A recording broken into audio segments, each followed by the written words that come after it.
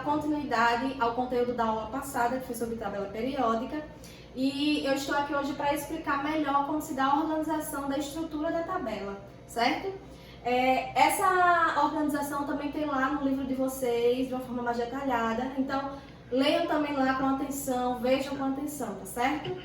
Então, como foi mencionado na aula passada, a tabela periódica é dividida em famílias e períodos. Ela é dividida em 7 períodos, que se conta aqui na vertical, e em 18 famílias, que se conta na forma horizontal, tá certo?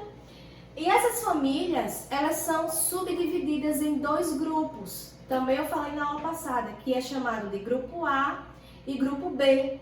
O grupo A, como eu falei, corresponde às colunas altas da tabela periódica, que é chamado de elementos representativos. Quais são esses elementos representativos?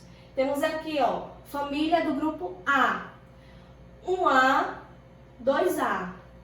Aí daqui eu já vou para o outro lado, que são as colunas altas, dando continuidade às colunas altas. 3A, 4A, 5A, 6A, 7A e 8A. Então, essas colunas mais altas da tabela periódica são as que constituem o grupo A, que são os elementos representativos. Já as colunas baixas representam o grupo B. Temos aqui 3B, 4B, 5B, 6B, 7B.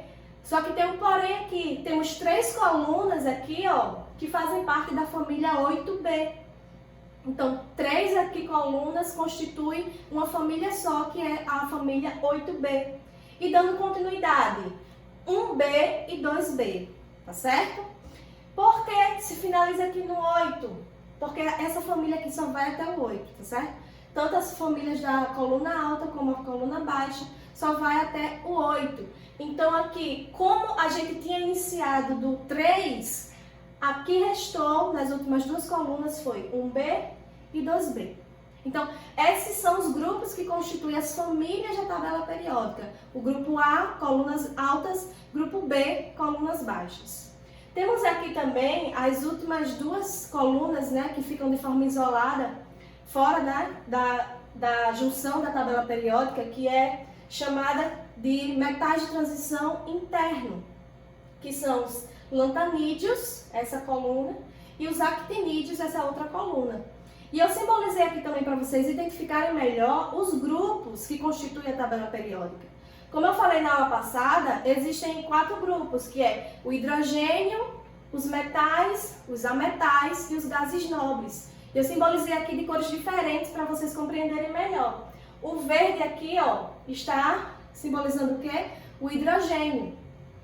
Todos esses que estão em azul, está simbolizando o quê? Os metais.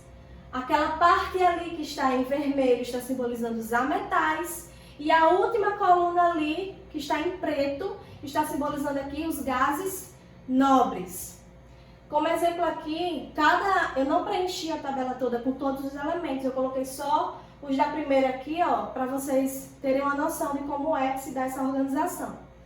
O hidrogênio, ele vai ter um númerozinho em cima. Esse númerozinho em cima corresponde ao seu número atômico.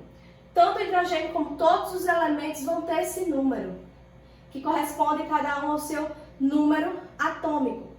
Aí, só para você ver se vocês compreenderam, se eu perguntasse, qual é a família do nitrogênio? Aí eu iria lá na tabela e identificar o elemento químico nitrogênio e iria ver que o nitrogênio se encontra na família 5A. Se eu perguntasse, qual a família do hélio? O hélio, então eu iria observar a tabela, iria ver que a família do hélio se encontra lá na família 8A, certo? E assim, você observando os elementos químicos e já sabendo a organização dessas famílias, você vai identificar em qual família corresponde cada elemento. E cada família aqui, ela recebe um nome específico. Cada família ela recebe um nome específico. Eu vou dar aqui, mostrando para vocês, dizendo para vocês, apenas a família do grupo A. A família do grupo 1, 1A, é chamada de metais alcalinos, certo? A família do 2A é chamada de metais alcalinos terrosos. A família do 3A, que é a coluna alta, lembra? Então vai para lá. Ó. 3A é chamado de família do primeiro elemento. Por exemplo, como assim? Ele não tem um nome específico, essa família. Então, o primeiro elemento que se encontra lá na tabela é que vai ser o nome dessa família. Então, qual é o primeiro elemento que está na família 3A? É o B. B simboliza o bório. Então, essa família vai ser conhecida como a família bório. 4A corresponde também à família do primeiro elemento presente. Quem é que está sendo o primeiro elemento presente na família 4A? É o C. C simboliza o quê? Carbono. Então, o nome dessa família é família do carbono.